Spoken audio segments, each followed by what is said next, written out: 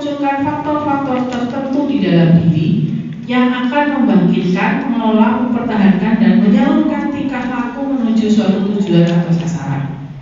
Nah, ini definisi ilmiah lah ya. Nah, di breakdown dalam beberapa hal, ada 3 hal di dalam motivasi itu, yaitu energizing, directing, sama sustaining. Energizing itu memberikan daya, kemudian kalau di directing memberikan arah, dan sustaining mempertahankan apa yang sudah kita lakukan itu. Jadi motivasi ada 3 makna atau 3 hal atau 3 perilaku yang terkandung di dalamnya. Jadi ada dayanya, ada tujuannya, ada usaha untuk mempertahankan si motivasi ini. Jadi kalau kita cuma punya ayo dong, tapi orang nanti tujuannya orang paling ya itu sebenarnya bukan motivasi. Langkah pertama, menghargai tindakan yang telah Anda ambil. Perlu diingat bahwa menghargai diri sendiri adalah cara terbaik untuk memotivasi diri. Ya. Jadi ketika kita mau termotivasi, kita juga harus membuat diri kita berharga dulu. Semua manusia diciptakan baik adanya, tidak ada yang jelek menurut Allah, semuanya baik, gitu ya. Jadi hargailah diri kita. Sekecil apapun kita pasti punya kebaikan. Ya. Meskipun misalnya kita tidak cantik gitu ya, tapi coba ngaca deh, jebulannya alis itu apik ya. Itu salah satu cara kecil untuk menghargai kita. Atau mungkin kita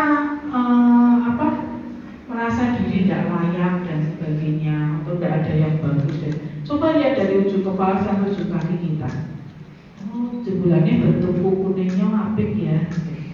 Itu cara kita menghargai diri kita sendiri. Ya, dari hal yang paling kecil. Jangan usah bicara yang gede-gede punya mobil 10, punya rumah 5, enggak. Dari diri kita sendiri aja, kita punya apa? Itu yang bisa membuat kita berharga. Caranya tahu gimana? Ya kita banyak-banyak komunikasi dengan diri pribadi atau dengan teman-teman kita dekat, dengan bestie kita.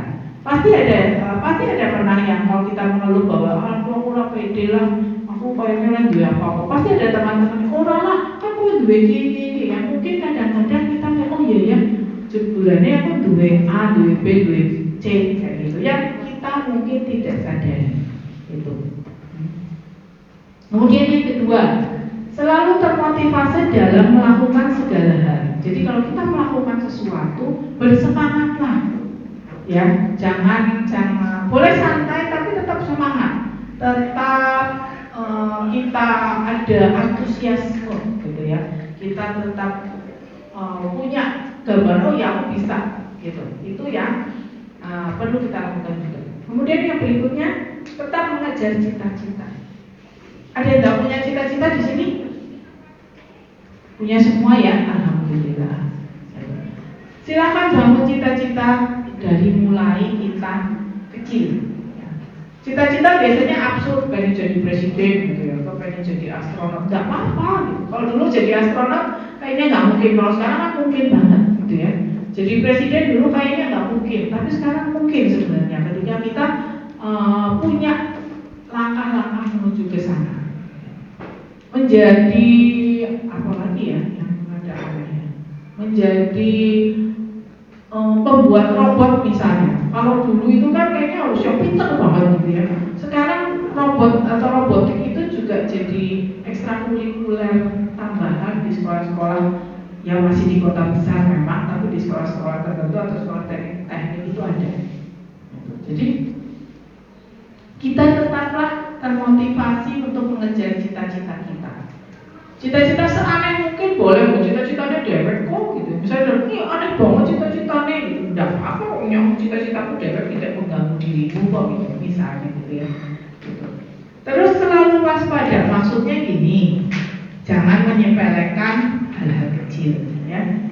Hal-hal kecil itu akan mudah sebenarnya membuat kita termotivasi. Seperti tadi saya katakan alis lah, kuku dan sebagainya. Itu adalah hal kecil.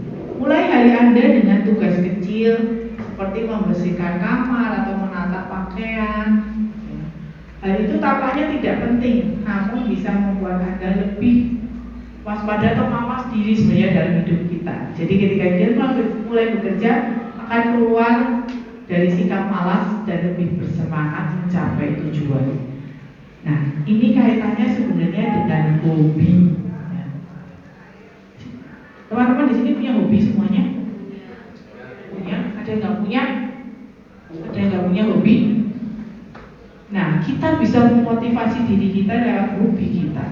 Ya, ini sih tadi contohnya nata kamar atau pakaian gitu ya. Hobi kan bisa macam-macam ya. Hobi, oh hobi saya tidur Bu, gitu. Boleh gitu ya. Ada orang yang kalau lagi stres itu butuh tidur, nggak apa-apa gitu ya. Kok orang yang nggak bisa tidur aja minum obat biar bisa tidur, ya nggak? Ke dokter, ke dukun, kemana aja biar bisa tidur. Nah ini yang lagi bisa tidur itu bahaya apa? Tapi ya emot, jangan sedih betul, kayaknya nggak bisa sih. Ya, kecuali kita sakit gitu ya, baru bisa seharian 24 jam tidur. Tapi biasanya ya maksimal 10 jam lah. 10 jam itu udah maksimal banget. Kalau di atas itu kita masih tidur berarti kita sakit.